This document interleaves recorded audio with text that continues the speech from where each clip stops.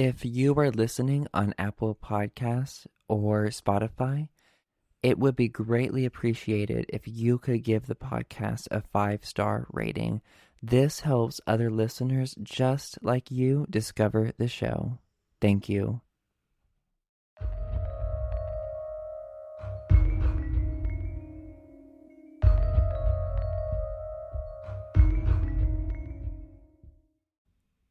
This is your host, Andrew Pledger, and this is the preview for the 4-part series called Exposing the Wilds Christian Camp. The series will be released this August, one episode being released weekly. Enjoy this preview of Exposing the Wilds. And what a lot of people don't know is that Bethany Baptist Church was the mother hub for the Wilds people. So all of the Wilds staff, most of them anyway, actually attended the church that I grew up in, which lended to a lot of the cultish environment that exists in the church. I knew all of the leaders from the camp. So if anyone listening to this ever worked there, I knew all of them personally. They knew me personally. And I was actively involved in watching their kid, helping with the nursery and the environment in the church and all of that stuff.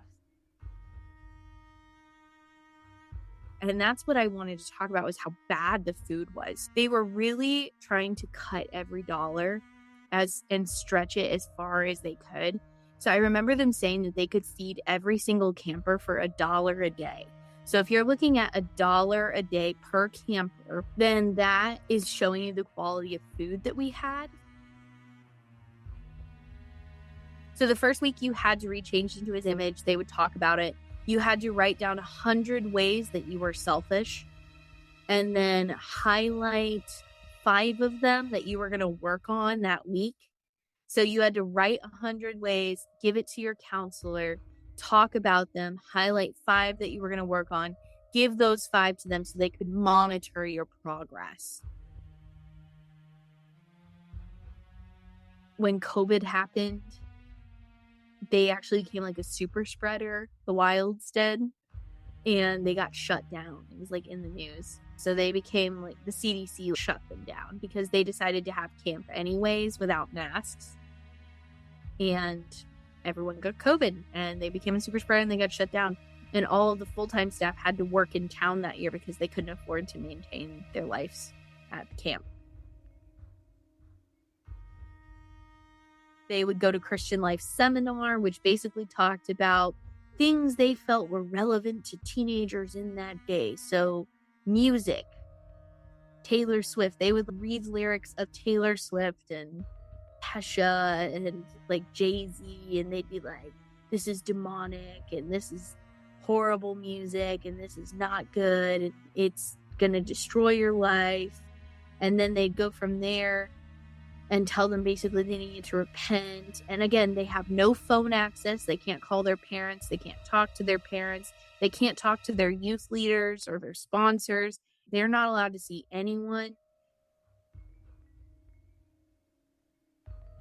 There was a speaker named Rich Tozer that came to camp, and he preached a message about how he had expelled a demon from a girl. So basically, he's like telling you, during this night, it was raining super hard. There was like a thunderstorm. It was pretty bad. He started talking about how he put his hands on her and was like, you can't expel a demon unless you know its name. So he was like, what is your name?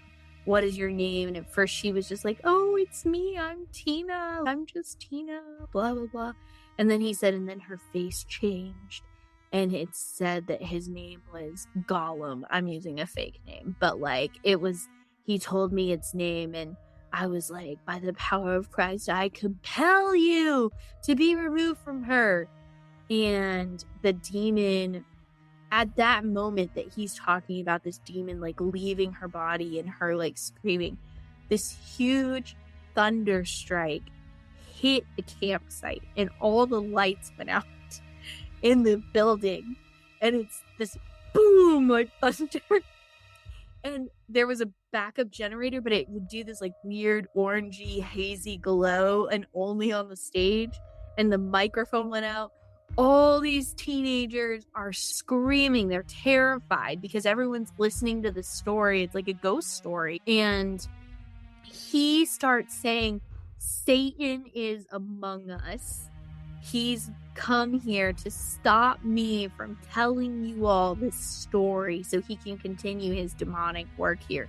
Now all these kids are absolutely shitting themselves because Satan is in our presence.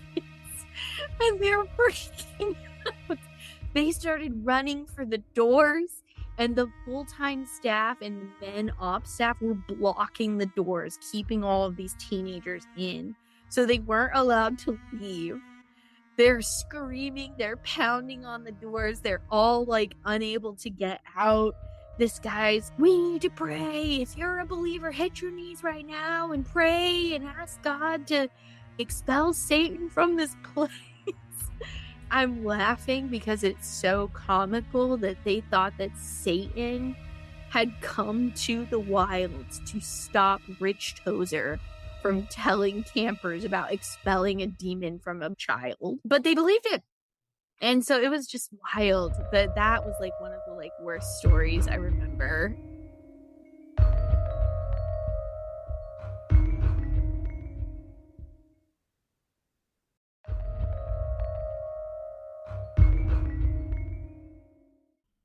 Thank you for listening to this episode of Beyond BJU.